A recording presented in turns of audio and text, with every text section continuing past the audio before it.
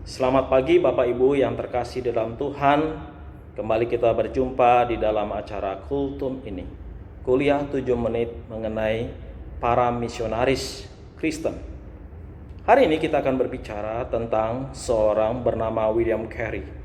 Ia lahir pada 17 Agustus 1761 dan wafat pada 9 Juni 1834. William Carey adalah dikenal sebagai Bapak Misi Modern oleh karena banyak hal yang dia lakukan di dalam pelayanan misi. Dalam buku The Legacy of William Carey disebutkan ada berbagai gelar atau julukan yang diberikan kepada William Carey. Paling tidak ada 14 julukan atau sebutan bagi William Carey.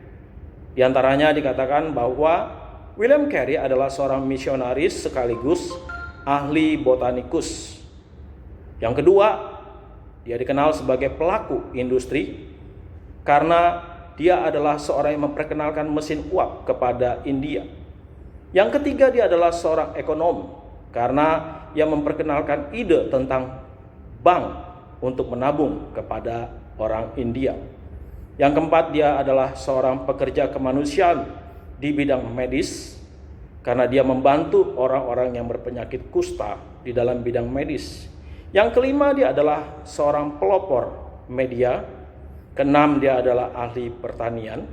Dia juga adalah penerjemah dan pendidik, ahli astronomi, pelopor berdirinya perpustakaan, konservasionaris hutan, pejuang hak-hak wanita, pelayan masyarakat, pembaru moral, dan yang ke-14 adalah transformator budaya.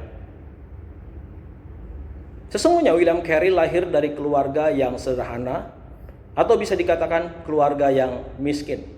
Oleh karena itu, sejak umur 14, William Carey sudah harus bekerja sambil belajar. Dia bekerja sebagai tukang sol sepatu dan dia bekerja dengan keras. Pada pagi dia bisa sekolah dan pada sore hari dia bekerja. Tetapi dia juga masih bisa melayani di gereja sebagai guru sekolah minggu, bahkan kemudian menjadi pengkhotbah. William Carey juga dikaruniakan Tuhan karunia kemampuan untuk bahasa. Ada paling tidak beberapa bahasa yang dikuasai oleh William Carey sejak dia masih remaja. Di antaranya adalah bahasa Latin, Yunani, Ibrani, Perancis, dan Belanda. Sejak remaja ia juga sudah dapat membaca Alkitab dalam 6 bahasa tersebut. Karunia bahasa inilah yang menjadi modal bagi dirinya untuk nanti menjadi misionaris di India. Dia melayani di India dan pada awal pelayanannya ke India, saudara, dia harus melayani begitu berat. Selama 5 tahun pertama dalam pelayanannya tidak ada seorang pun yang mau bertobat menerima Yesus sebagai Tuhan dan Juru Selamat pribadinya. Tetapi dia tetap melayani. Dia menerjemahkan Alkitab ke dalam bahasa India. Dan ada banyak perjuangan yang dialami di dalam pelayanan tersebut. Di antaranya, dia harus menerima kenyataan anaknya meninggal karena sakit penyakit. Lalu, istrinya karena tekanan hidup yang demikian berat, kemiskinan yang mereka alami menjadi depresi dan mengalami gangguan psikologi. Demikianlah perjuangan pergumulan yang dialami oleh William Carey. Namun, pada suatu saat ada orang yang mau percaya menerima Yesus sebagai Tuhan dan Juru Selamat pribadinya. Tetapi orang tersebut tidak diwajibkan untuk mengganti namanya menjadi nama Kristen. Bagi William Carey, orang tersebut tetap memakai nama sebagai nama India. Kita bersyukur kepada Allah karena memiliki seorang dengan karya yang begitu besar seperti William Carey. Oleh karena itulah ia dijuluki sebagai Bapak Misionaris Modern. Bukan hanya memberitakan Injil, tetapi William Carey juga melakukan transformasi terhadap budaya.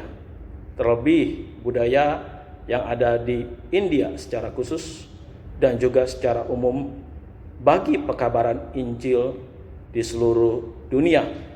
Pelayanan William Carey menjadi model dalam pekabaran Injil. Memang sudah semestinya waktu kita melakukan pemberitaan Injil, pelayanan misi, bukan hanya untuk membawa orang percaya kepada Yesus diselamatkan, tetapi bagaimana transformasi budaya dapat terjadi di dalam diri dan di dalam bangsa yang kita layani itu.